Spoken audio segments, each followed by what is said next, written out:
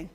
I'm really delighted to be here for this 4th Gender Summit, which has turned into an international forum now, which I'm delighted about. It's a particular pleasure for me to be looking out at a very different gender balance to what I normally look at when I come to talk to groups of researchers and industry. I spoke at one event which was a low point for me a couple of years ago, where there were about 300 people in the room and there were 3 women, and I was one of them. So it's quite refreshing actually to look out at a slightly differently skewed gender balance today. And I think the fact that you've come from all corners of Europe and further afield shows the importance of what we're here to discuss. As many of you know, gender equality is one of the topics that's really closest to my Commissioner's heart, Commissioner Geoghegan-Quinn's heart. It's almost 5 years since she had her hearing in the Parliament where she was questioned about the role of gender equality and what we were going to do about it in the future. And she made a very strong commitment at the time that she would do everything in her power to improve the situation of researchers in terms of gender. And I think I'm just going to outline as best I can what we've managed to achieve over the last 4.5, almost 5 years during this mandate. And we've worked very hard with our services, who I have to say have put a huge amount of work into that. And I know some of my colleagues are here today, so I'd like to thank them on this particularly sort of appropriate occasion. Now, I know I'm speaking to the converted here, so I'm not going to swamp you with statistics, but I will give you a few recent ones. In 2012 in the EU, women represented about 46% of PhD graduates, and the share has been over 40% for quite a long time now.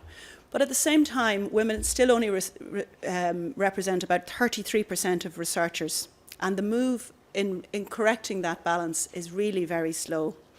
On top of all that, you all know far too well that few women are in leadership positions or involved in decision-making in research. Only 1 in 10 rectors of universities in Europe is a woman, and I think that's a pretty damning statistic. The EU has a very well-established regulatory framework on gender equality, including binding directives that apply widely across the labour market. But because of the peculiarities and complexities maybe of the research sector, Commissioner Geoghegan-Quinn believes that specific action is really needed to remedy the persisting gender gaps in research. Issues like gender bias in evaluating scientific performance, returning to the lab after career breaks, maybe to have children or care for other dependents, and of course dual career couples, these are all intrinsic to the functioning of the research system. And they can't be addressed by simple awareness raising strategies or ad hoc initiatives aimed at trying to engage women scientists. Though I have to say I think these measures are important too, but we need much more systemic approaches in order to actually change things. It's absolutely essential to remove cultural and institutional barriers that are behind the persistent gender discrimination in research. So we need to promote institutional change in the research systems, and we're doing that in collaboration with member states, associated countries, all within the European research area. Member states, via the Council of Ministers, are committed to working to create the appropriate legal and policy environment to correct gender imbalances in careers and decision making. They're also committed to engaging to strengthen the gender dimension in research programmes, which is also still far too limited. And by gender dimension, I'm sure most of you know, I mean the research that has to take into account adequately the needs, the behaviours, the preferences and the attitudes of both women and men. We need to improve on this point, and my colleague Director Peter Droll will talk a bit more about that tomorrow. The first ERA report, progress report published last September, revealed quite a lot of disparity among member states. Half of member states have incentives to support female research careers. Only 5 of them have specific legislation for gender equality in research, and only 4 require gender action plans at the level of research performing organisations. Very little attention is given by member states to the gender dimension of the research itself. And to be honest, we really don't think this is good enough. There's a clear need for more EU-wide action. The good practices developed by some member states and associated countries should be better known and showcased and adapted for other parts of the EU. progress reporting against equality indicators is absolutely key in order to be able to do that. So a step in the right direction is being made by some national ministries and research programme owners and managers from 11 countries and beyond who got together in a network, or what we call an ERAnet. The idea being that they learn from each other, they figure out what's best practice, and they implement joint activities on institutional change. And of course, the member states themselves can't do this on their own. They have to collaborate with funding agencies, with research organisations, and with universities who quite rightly guard very carefully their autonomy. And they're at the forefront of implementation of the institutional changes, particularly through gender equality plans. I know there are a few very good examples of best practice across Europe. I know how committed the so-called Gender Doers Network is, and I'm glad that all the stakeholders in the platform have already taken very concrete actions. I know many of you are here today and that you've been working very hard, and it's really appreciated, not just for the work you're doing for yourselves, but just as an example to others. And I'll just give you a couple of examples for those of you who aren't involved. So LERU, the EUA, Nordforsk and CSER have conducted surveys to assess the current state of play in their members on gender equality. Working groups and task force were set up by AR2, by the EUA, by LERU and Science Europe, each with a similar scope of developing strategies to be shared with their members. Roadmaps were also adopted by some of you, and Nordforsk has adapted its policy funding policy to require gender balance in the consortium, as well as gender perspectives in the proposed research. This is all really positive and encouraging. So although the path is still quite long and tortuous, please do keep going, because there's a lot to be done before gender equality becomes a reality. So I'll just turn to Horizon 2020. You all know about that. It's our €80 billion programme for research and innovation, which covers the next, right up till 2020, as the name suggests. And there's a lot to be said about gender equality in Horizon 2020, which differs from previous framework programmes. Gender equality is now a cross-cutting feature of the programme, and not only this, but gender issues are taken into account systematically throughout the research cycle, so they can't be disregarded or just treated as a nice add-on, marginal thing that proposers of projects can disregard if they wish. So take, for example, the gender dimension in the research and innovation content, which I mentioned before, and which Máire alluded to in terms of illustrating some important gender-related research issues in energy, because women's patterns of usage, their socioeconomic status varies quite a lot from men in a lot of member states, so the impact of research is different. Transport research shows that women and men have very different needs and habits when using particularly public transport. The climate footprint of men and women varies significantly, and there's also a strong regional dimension. And of course, I really don't have to talk too much about health. Things like heart disease and osteoporosis present very differently in the clinical domain. So gender absolutely has to be taken into account in the research itself. In Horizon 2020, the gender dimension is explicitly integrated from the outset of many of the specific programmes. So far, this is the case in over 100 topics in the work programme. These are spread over 13 of the different programmes out of 20. For each of these topics, one or more proposals will be selected, obviously. So this, to me, shows quite a promising picture of the number of projects that will develop a specific gender dimension, and, of course, the new knowledge that will generate is going to be very significant. This gendered research will improve the quality of research and the societal relevance of the knowledge, of the technology and the innovations that it produces. As I've often said, and the Commissioner has often said, this is not about being nice to women, this is actually about producing the best results. Let me now just move on to the gender balance in research teams. Put very simply, we want more female scientists involved in Horizon 2020 projects. We had a clear deficit in FP7. We saw patterns very similar to those that we see in member states. So, you know, we haven't been any better than the member states that I complained about at the beginning of my presentation. Even in domains where there's a better balance between women and men in projects workforces, women are very rarely in the leading positions.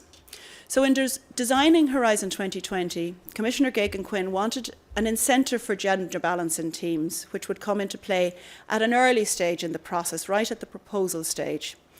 So under Horizon 2020, gender balance among key personnel is a ranking factor when proposals are being prioritised. This is a major departure from the previous rules. It doesn't jeopardise research excellence. This is something that was a major concern to some of the people that we met resistance with, let's say, when we were putting this forward. But when two proposals rank equally in terms of excellence, the one with the better gender balance team will win. Now that for me is a very key point, because it makes those proposing in the first place think about the gender balance in their team. So it's a little bit of a carrot and it's a little bit of a stick, and I think we'll see. We're going to monitor the effect of it, but I have high hopes that this is going to be very effective. Efforts by applicants will be matched later on as well by the beneficiaries' commitment to promote equal opportunities between men and women throughout the course of the project, and again we're going to monitor this. Beneficiaries will also aim as far as possible for gender balance at all levels of personnel, including at managerial and supervisory level within the projects. And this best effort obligation, it's an obligation, it's not an add-on, it's part of the contract that the consortium leaders sign when they sign up to a grant agreement. Project reporting and monitoring on gender equality will be improved. I think it's safe to say that we've done some, but we haven't done nearly enough, and we need far better data in order to back up our policies. On our side, the Commission will monitor it through performance indicators that will be collected from 2016 onwards, and we're working on developing those indicators as we speak. Horizon 2020 also aims to step up gender balance and gender expertise in the expert and advisory groups. So while the Commission's general objective remains at 40% participation of the underrepresented sex in expert groups and evaluation panels, this target we decided to raise to 50% for Horizon 2020 advisory groups, because we weren't far from the 40% already and decided to up the ambition. On top of that, each advisory group must include at least one expert with gender expertise. Being a woman doesn't confer me with gender expertise, far from it. I'm just as likely to exercise gender bias, albeit unconsciously, just as likely as anybody else. So it's really important that the people who are on these advisory groups are being advised by people who know what they're talking about in this field. And gender experts will meet regularly in an ad hoc group to exchange knowledge and best practice and ensure consistency in the implementation of gender equality across the programmes. And where do we find all those experts? Well, I'm hoping that quite a few of you guys are already signed up. Those experts registering to assist the Commission in the various tasks of Horizon 2020 will be invited to indicate their gender expertise. And this isn't just a token.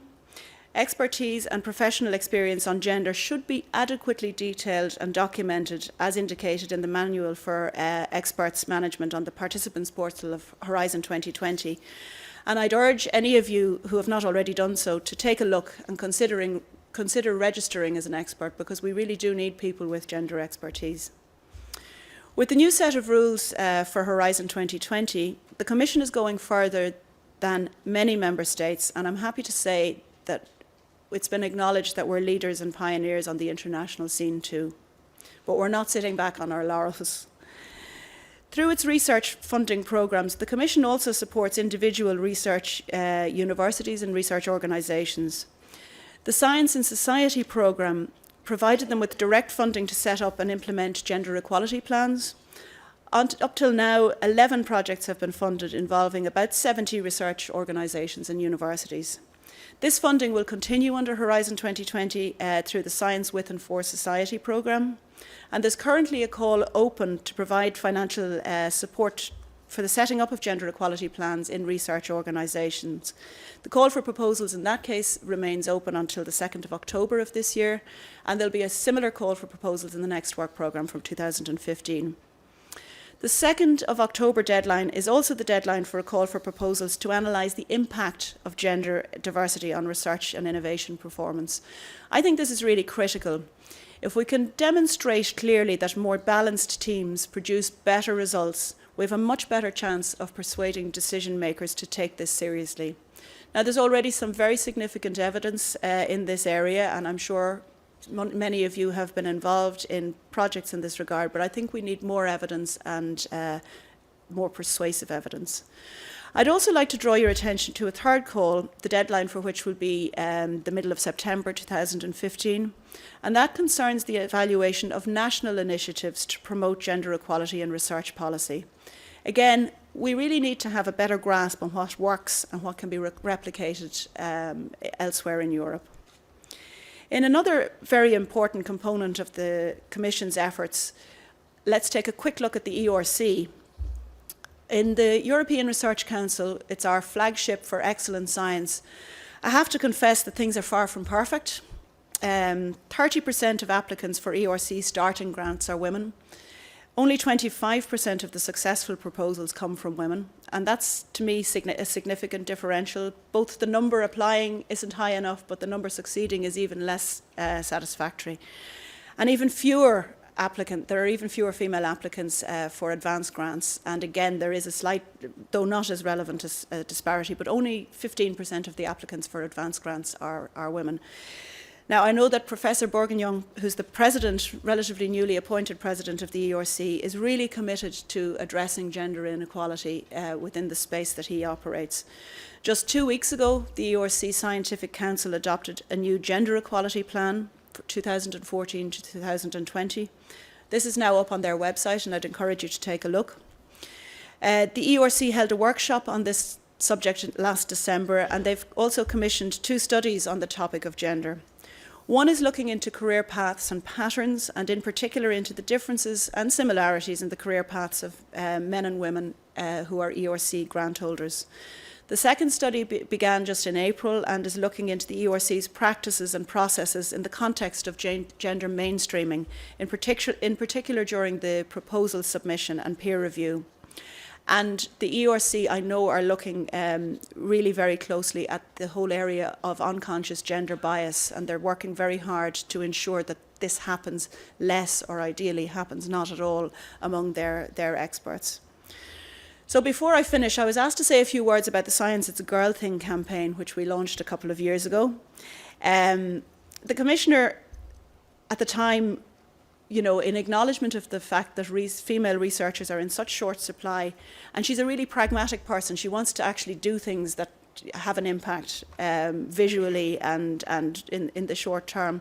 So she wanted to do something practical to raise the awareness among our youth, particularly girls, to make them think about a career in research in the STEM subjects. The campaign is designed, it's aimed at 13 to 18-year-old girls and young women.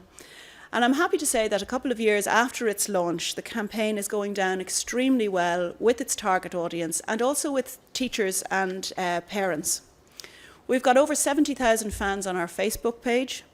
There have been more than 300,000 hits, unique hits on the website. And these numbers, I think, show that young women and girls are interested and engaged. I subscribe to the Facebook feed, and I learn something new almost every day from the Science It's a Girl Thing campaign. So even big girls can learn from their peers in this regard. The campaign wouldn't, and a lot of it is about peers, because it wouldn't work without the role models. And I'm quite certain there are a few of you here in the room today, and I'm hugely grateful to you, because the work that you do as female scientists and researchers, sharing your passion, your advice, your inner thoughts and feelings about what it's like to be a woman and a researcher with those young women through online chats, through exchanges on Facebook and on the website, those are really, really valuable interactions, because a lot of young women don't think about science as careers because they simply don't see it around them. They don't think about it when they're using their iPhone or their tablet, that this is science. What they're looking at are, pop stars and sports stars, and these are their role models. So the more women we have out there actually making science sexy, then the better. Since last year, the campaign has teamed up with other initiatives from the European Commission, like Youth on the Move in the the European Young Scientists competition. We're really happy with these collaborations. I think it sort of synergises in both cases, and they allow our message to spread really widely across member states and beyond. I mentioned science teachers a few moments ago, and as one of the targets of our campaign, and I'm really pleased that since 2013, Scientix, the online community of science teachers, which is an EU-funded project, is a new partner in our campaign. And we're now preparing activities on gender bias to raise awareness of teachers as well, because gender bias in the classroom is something that teachers themselves will acknowledge that they don't have enough understanding of and knowledge of in order to offset the problem. If we want to have a responsible future generation, we need to involve those teachers. Gender equality needs to start at an early age, and school has to ensure that girls and boys are given the same opportunity in terms of learning. I'm delighted to see the teachers are answering the call in a very enthusiastic way, and they're using some of the Scientix material in their classrooms all over. So, ladies and gentlemen, this is not just a matter of fairness and equality, as I said. It's not about being nice to women. It's about offering much greater potential for innovation and creativity and contributing to much better research outputs. Europe needs more researchers, and we're convinced that increasing the participation of women in science will give a new impetus to European research. Over the course of this summit, you're going to be going into a lot more detail on subjects that I've raised this morning. And the Commission has taken the initiative to beef up the rules on Horizon 2020 in order to open the door for female researchers and for the gender dimension in research. And I hope that you'll have interesting inputs, reactions, thoughts about that you'll come back to us over the course of the next couple of days. We really depend on your participation and contribution to the various calls and initiatives over the next few years to make them work. I really look forward to seeing the results, to seeing gender equality becoming a true reality with all its benefits for society. So I wish you a very excellent summit and look forward to hearing the outcomes of your discussions over the next couple of days. Thank you very much indeed for your attention.